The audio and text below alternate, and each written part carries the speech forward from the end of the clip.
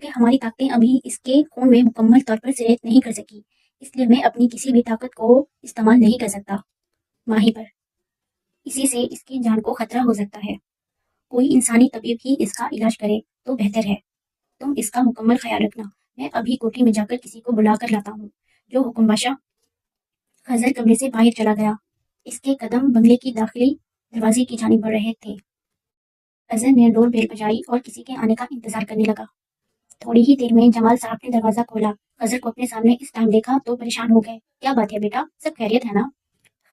خضر: صاحب جی، ماہی کو بہت تیز بخار ہے اور اس کو بخار میں جھٹکے بھی لگ رہے ہیں۔ بخار کی شدت کسی صورت کم نہیں ہو رہی۔ میری سمجھ میں نہیں آ رہا کہ میں کیا کروں، اس لیے میں آپ کے پاس آیا ہوں۔ جمال صاحب نے سنا تو وہ بھی خاصے پریشان ہو گئے۔ اچھا بیٹا رکو، میرا بھانجا لاہور سے رات کو آیا ہے اور ڈاکٹر ہے، میں اسے جگاتا ہوں، وہ تمہاری ضرور مدد کرے گا۔ ماہی بیٹی میری بیٹی کی طرح